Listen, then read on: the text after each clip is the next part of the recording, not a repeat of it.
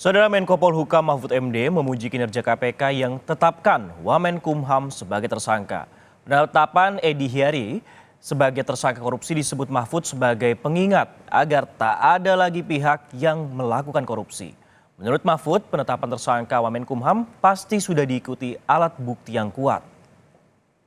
Penegakan hukum itu harus tidak pandang bulu dan itu ya dibuktikan.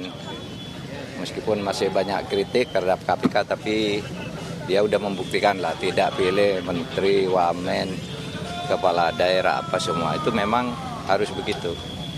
Harus ditindak secara tegas dan transparan. Ketika KPK menetapkan seorang tersangka, pasti sudah ada dua alat bukti yang cukup bahwa peristiwa korupsi atau pencucian uang itu terjadi.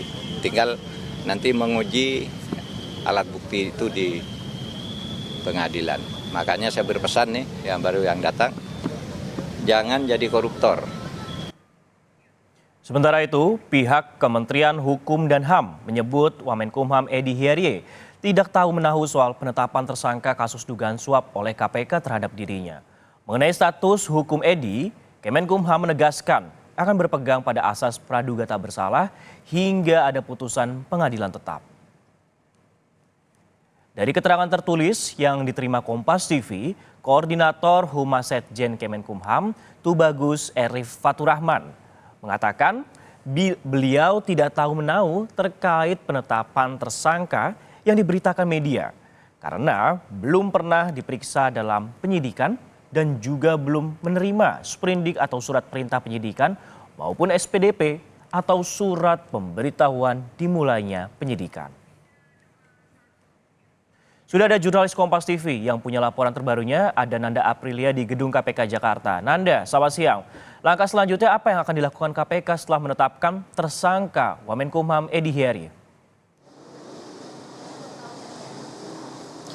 Selamat siang Sisko dan juga saudara, terkait pertanyaan selanjutnya apa yang akan dilakukan KPK setelah mengumumkan Wamenkumham Edi Hiary ini sebagai tersangka. Lebih dulu saya akan menyampaikan bahwa baru beberapa menit yang lalu KPK menggelar preskon ataupun doorstop tadi bersama dengan Kabak Pemberitaan KPK Ali Fikri di lobi Gedung Merah Putih KPK. Salah satu pembahasannya adalah terkait dengan perkembangan atau update dari Wamenkumham Edi Hiary ini.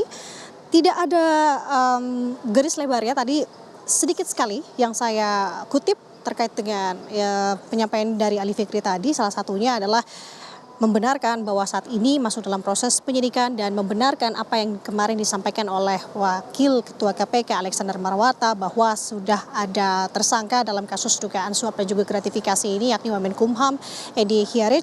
Kemudian juga hingga saat ini KPK meminta waktu dan juga proses yang dimana artinya KPK ini tadi disampaikan oleh Ali Fikri tidak ingin gerasa gerusu untuk mengumumkan atau mengabarkan terkait dengan update-update lainnya, karena kemarin baru saja disampaikan oleh Alexander Marwata terkait dengan adanya tersangka yakni Wamenkumham, dan saat ini memang masih fokus untuk mengumpulkan alat-alat bukti yang dimana kalau kita melihat dari perkembangan dari kasus ini, kemarin disampaikan Wamenkumham sebagai tersangka ini sebenarnya sudah dilakukan sejak 2 minggu yang lalu, artinya ini masih dalam bulan Oktober 2023.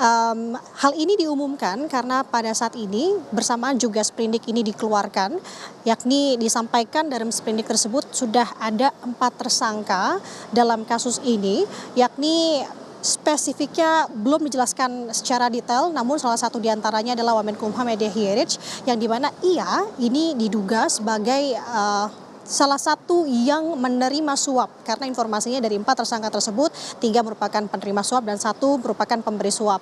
Dan hingga saat ini memang sebenarnya kalau dari pihak KPK, Sisko dan juga saudara, belum ada rilis resmi ataupun pengumuman resmi. Kemarin menyampaikan status Wamenkumham ini sebagai tersangka sifatnya adalah ketika KPK menggelar sebuah preskon untuk penahanan kasus lain.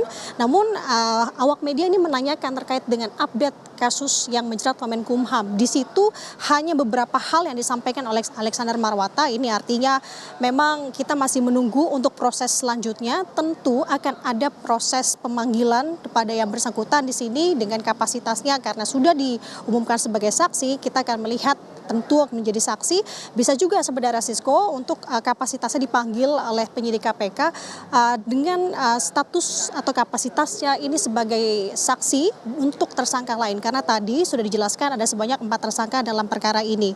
Kemudian kalau kita melihat ke belakang hingga saat ini sebenarnya yang bersangkutan Wamenkumham Ede Hierich sudah melalui proses pemeriksaan atau dimintai keterangan atau klarifikasinya pada tahap perkara ini masih dalam proses penyelidikan. Artinya ini dilakukan pada bulan Maret dan juga bulan Juli 2023. Dan tadi selaras dengan apa yang disampaikan oleh Koordinator Humas Sekjen dari Kemenkumham, Tubagus, yang menjelaskan bahwa hingga saat ini pada masuk naik statusnya ke tahap penyidikan, memang masih belum ada panggilan undangan yang dilayangkan penyidik KPK kepada yang bersangkutan.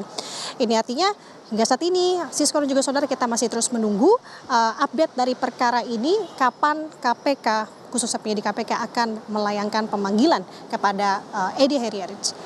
Kembali ke studio. Ya, setidaknya sudah ada kisi-kisi ataupun juga clue yang disampaikan oleh pihak KPK atau dalam hal ini Wakil Ketua KPK Alexander Marwata kemarin, dan memang masih kita nantikan dan kita tunggu bagaimana update-nya Nanda terkait masa pemanggilan dari Wamenkumham ini yang sudah ditetapkan sebagai tersangka. Terima kasih Nanda.